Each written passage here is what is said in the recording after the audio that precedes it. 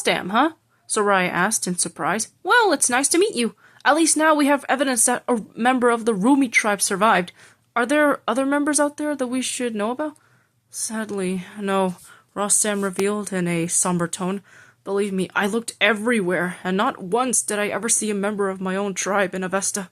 Even with Simurg's help, I wasn't able to find anyone who could lead me to any survivors. It also didn't help that there were others who wanted to kill me for being associated with them, thanks to Dahak putting out a bounty for me. Wait, Dahak put out a bounty for you? Soraya asked in horror. How old were you when it happened? Yaska asked with concern. I was no older than 10 when Dahak started ordering for people to find me and take me out, Rostam revealed, horrifying the others. I found that out the hard way when I approached a village, hoping that they would provide me with some shelter. However, when they allowed me to stay with them and put me to sleep, they tried to hand me over to the thieves.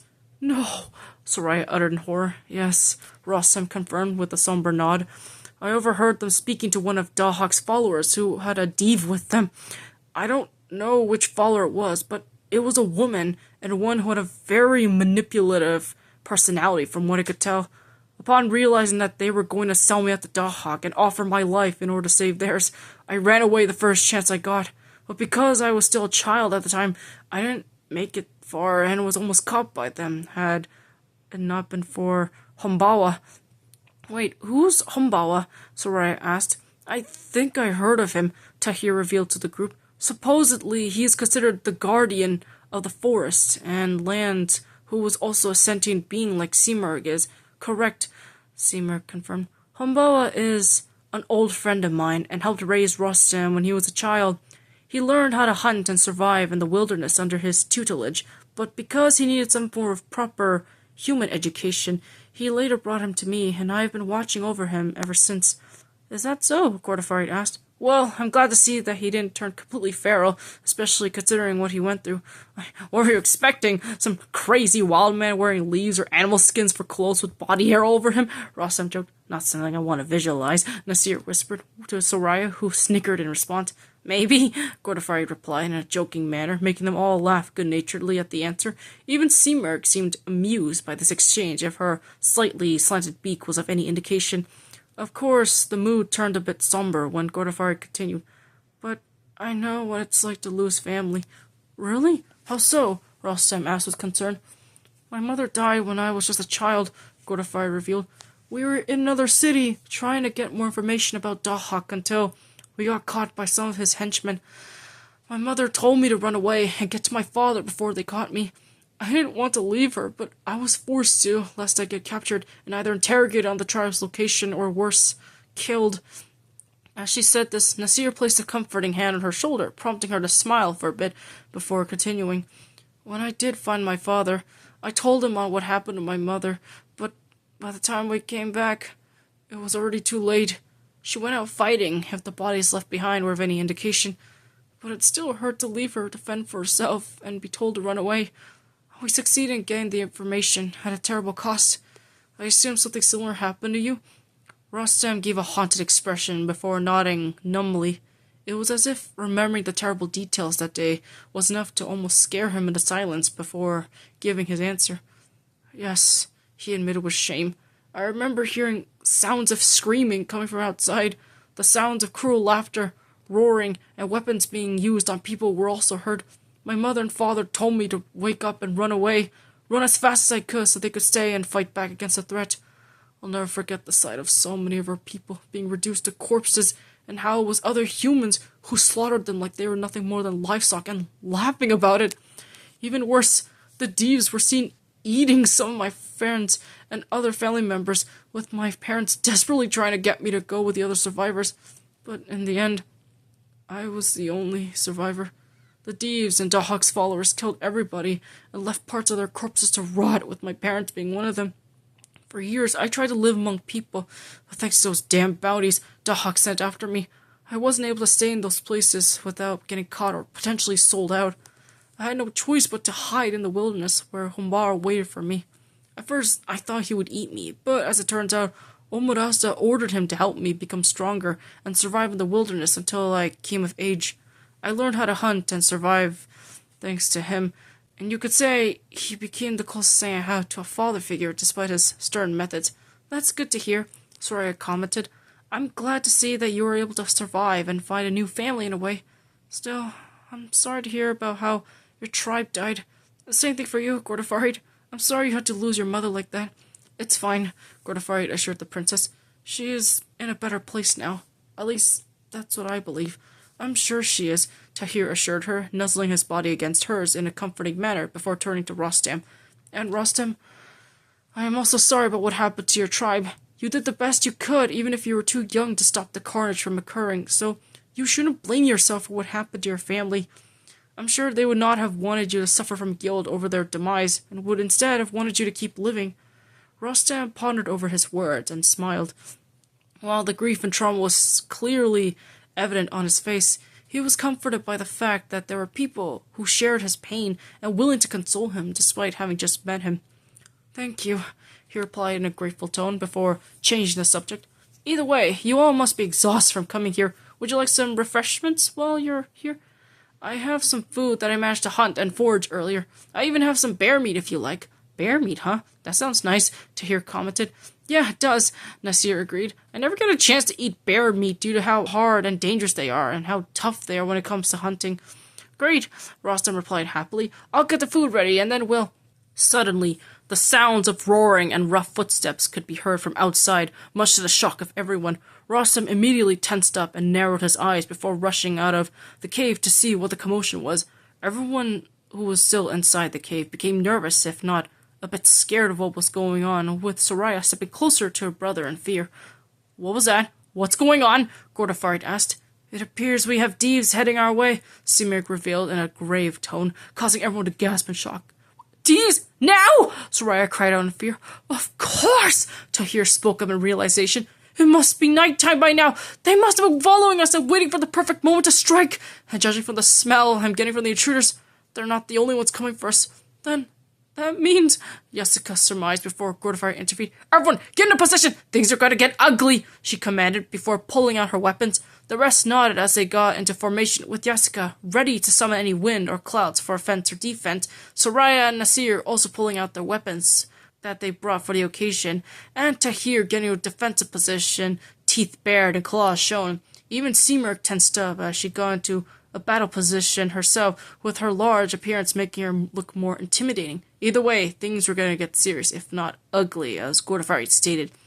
A few minutes passed when all of a sudden the sound of Rostam screaming was heard. My baby! Simirk cried out as she let out an angry squawk before flying past the group, who barely held their ground as the winds from her wings nearly sent them flying. Wow! Soraya and Nasir exclaimed in shock as they saw her fly by. Guess that's our cue! Nasir shouted as he and the others ran to help both Rostam and Simirk. Once they exited the cave, it was chaotic, especially when Soraya almost got hit in the face with a stray arrow. Tahir growled the attacker and lunged at them before tearing them apart, screams of agony being heard in the process. Even Anzar got out the fighting by biting and tearing at the human attackers himself. As for Rostam, he himself was preoccupied with a large deer which resembled the black deer from before, only it had a more bluish texture with black stripes on its body. It roared angrily, with Rostam roaring back with fury of his own. Surprisingly, despite being a seemingly ordinary human, albeit one who still possessed muscular strength, he was able to deliver some pretty hefty blows to the Div, which was enough to make it bruise, if not bleed in a way, similar to the previous Div that attacked the Frumi tribe camp. Wanting to help Rostam, especially when he was forced to keep the Div from biting his head off by keeping its jaws open, Gordafarid ran her sword through its neck, causing it to roar pain before stepping back. Don't you have a weapon or something? Gordafarid questioned as she pulled her sword out of its body before slashing a human criminal across the chest with it. I was going to get them until this guy showed up, Rostam revealed. Besides, I prefer using my fists more than blades or arrows. Here, you can borrow mine, Gordafarid said as she handed him her sword. You're gonna need it. In the meantime, we need to take down these other thieves and crooks on Dahak's payroll. Don't have to tell me twice, Rostam replied as he gripped the sword before slashing at another crook. As for the others, Soraya and Nasir found themselves facing several human enemies back-to-back and worked surprisingly in sync with one another. Their usage of swords, along with Nasir's arrows, were able to wound, if not kill, most of the attackers, though most of the thieves were being taken care of by Simur, who clawed and stomped at them. Given her large size and strength, of course it would be easy for her to take on most of the Deeves. Unfortunately, one Deeve managed to climb onto her back and bit at her neck, causing her to bleed and scream in agony. Madar! Rostam shouted as he tried to save her. I got it! Jessica shouted as she flew up on her cloud and headed towards Seamark. Jessica, hold on! Tahir shouted as he followed after. Tahir! Soraya shouted, only to get smacked to the ground by a thug who chuckled maliciously as he prepared to bash her head in with a mace, only for Nasir to kick him away and shoot him in the face with an arrow. You all right? Nasir asked as he extended a hand to the princess. Yes, I am. Thanks, Soraya replied in gratitude as she got back on her feet with Nasir's help. Soraya, what did I tell you about fighting our enemies? Gordafarid asked in annoyance as she kicked another enemy away with Rostam punching another one in the face. To not get distracted and that they won't fight fair, Soraya replied in embarrassment as she continued to fight back as much as she can. Meanwhile, Seamark attempted to get the Deeve on her back off her to no avail, only for Jessica to create some wind that not only blew it away, but was also sharp enough to wound it. The demonic being screamed in rage and nearly attacked her had Tahir not ambushed and bit into his neck, clawing its upper half in the process. Once the wound was open enough for a fatal blow, Tahir turned to Jessica with a nod. Now! He shouted, prompting Jessica to generate more wind, only this time she sharpened it enough to create a pointed edge akin to a spearhead and flung it at the Deeve, causing it to cry out in agony before falling to the ground in defeat. As for Seamark, Jessica used her powers to heal the wound before it got worse, to which the avian creature was thankful for. Thank you. You are welcome, Seamark, Jessica replied in relief before approaching Tahir, who clung onto Seamark's back while making sure not to accidentally injure any further. Are you all right, Tahir? You're not wounded again, are you? Not this time, no, he revealed. What about the others? Are they all right? Let me see, Jessica replied as she examined the battle scene before her. She saw that, with most of the Deeves being destroyed, the rest of their human allies either ran away or got left behind due to injuries or being killed during battle. Of course, one attacker tried to perform a sneak attack by shooting an arrow at Rostam and Gordafarid while they were distracted, which Jessica was quick to notice. Guys, look out! The moment they heard her, they noticed the archer about to shoot them, only for Rostam to lunge at the man and punch him hard enough to knock him out, his weapon scattering on the ground. Once that was all over, everyone regrouped and gathered among themselves while scanning the many bodies left behind. Damn, they weren't messing around, were they? Nasir asked with concern. Just how desperate has Dahak become in sending a squad like this here? I'd say a lot, Gordafarid commented. He's not taking any chances after having lost track of you guys 6 months ago. Are you all right? Yes, I believe we are, Soraya answered before turning to Nasir and Anzor. How are you guys? Little scruffy here and there, but nothing too bad, Nasir replied with a nonchalant shrug. Anzor is still alive and well. What about you guys? We're fine, though that one Deeve nearly got Rostam, Gordafarid revealed, pointing her thumb at Rostam, who had some scars on his hands thanks to the Deeve's sharp teeth. Oh, let me heal you right there, Jessica offered as she held her hands above his, which emanated a bright yellow-blue glow like it did for Seamark, which allowed his scarred hands to heal almost instantly. Rostam watched in amazement over her abilities and gave a genuine smile of gratitude in her direction. Thank you, he said as he flexed his fingers. They don't even sting anymore. And thank you for saving my mother, too. Don't think just me, Jessica replied as she gestured to Tahir. Tahir is the one who landed the killing blow on that Deeve earlier. Ah, yes, true, Rostam said as he turned to Tahir before bowing. Thank you for protecting my mother from that monster. You're welcome, Rostam, Tahir replied with a grin. Anything to help someone who is willing to lend us their aid against Dahak. Suddenly, the group heard a groaning sound and turned to the source, only to see the archer that tried to kill Gordafarid and Rostam earlier try to crawl away to no avail. Tahir growled as he prepared to kill him, only for Rostam to stop him. Wait, I have a better idea, Rostam said as he approached the archer. He grabbed the man by the cuff of his shirt before pinning him against the rocky surface nearby. Now, you're going to answer our questions and answer honestly. Otherwise, I'll have the prince over here tear you apart. No, please, don't kill me, the archer begged. Oh, now you suddenly want mercy? After you and your Deeves have ambushed us? I assume Dahak sent you here. Yes, he did, the archer admitted. He sent out bounties involving you for us to capture or kill. The plan was to kill you and bring the bodies back so he can reward us. We even planned on making a competition to see who could kill who, especially when we heard rumors of a Rumi tribe survivor living here. Guess we were right after all. So that's all you see this as being? Tahir growled, making the archer whimper. Just a game? Do you have any idea what you are doing? Innocent lives are at stake, and so is Avesta, yet all you think about is money and being able to do what you want under Dahak's rule. This isn't even the first time you've done something like this, isn't it? Of course not, the archer admitted without any shame. Dahak hires only the best of the best, the worst of the worst. As long as we do his bidding, we get to do whatever we want. Even if it means committing blasphemous actions against Omorazda? Gordafari asked in a cold tone with a raised eyebrow. Oh, please. Omorazda doesn't give a damn about us, the archer sneered. If he did, we wouldn't be stuck in this hopeless state. This land is already a rotting corpse that was abandoned by Omorazda ever since the first rebellion failed.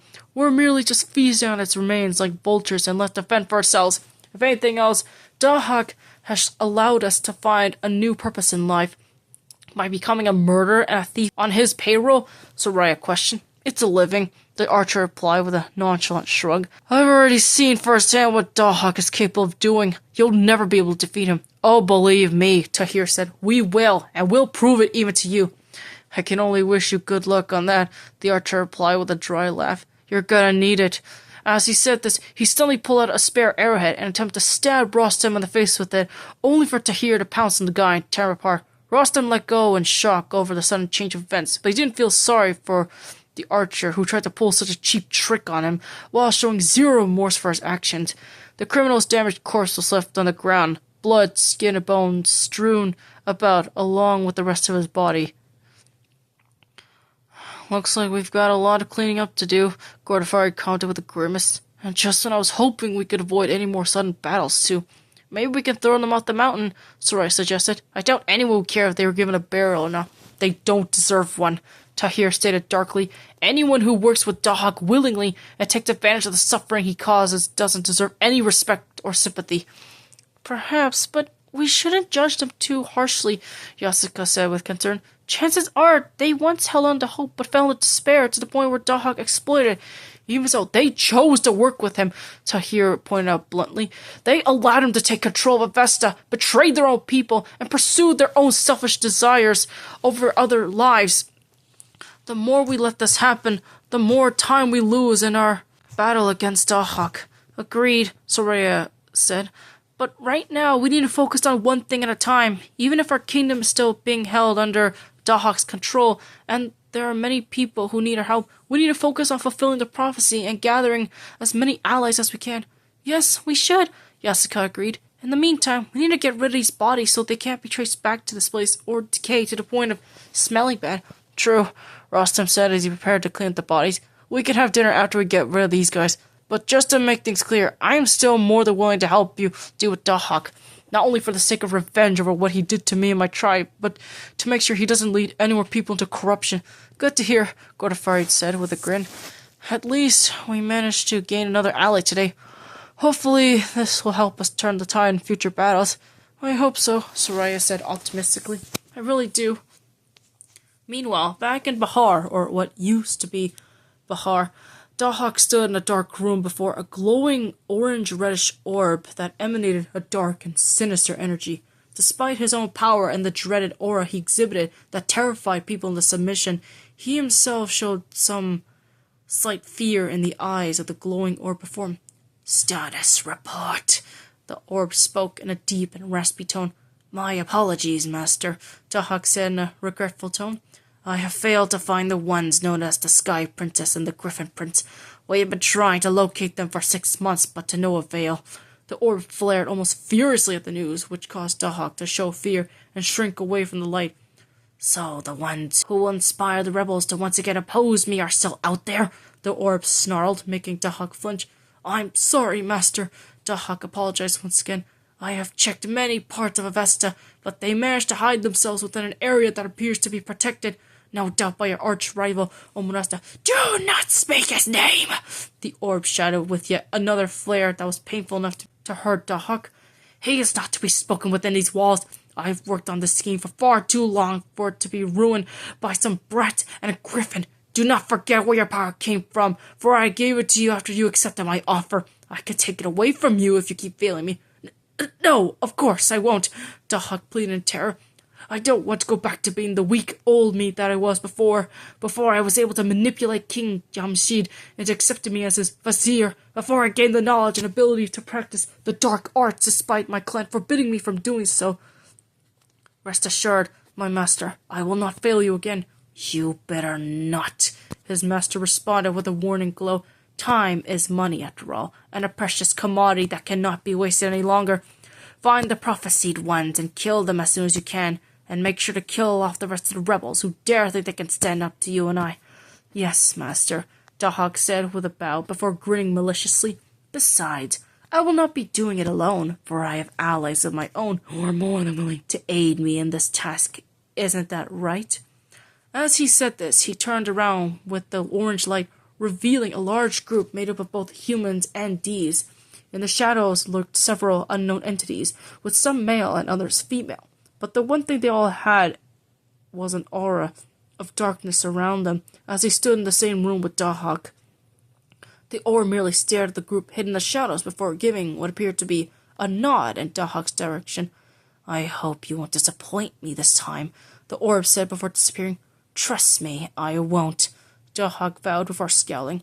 And hopefully I'll be able to find those brats and their pet Gryphon before the time is up, he thought to himself before turning to his henchmen. Everyone, I have a very special assignment for you all. We need to find a certain group of pests that threaten our way of life. Search everywhere, the mountains, the seas, the forests, the deserts, the skies, I don't care. Find them and kill them if you have to. Bring their corpses to me as proof so I may serve them as gifts to my master. Then once you do, you will receive your reward. Spread the word to all the criminals and brigands we have made alliances with. Set bounties up if you will, for this will be the moment when we finally stop those rebels once and for all.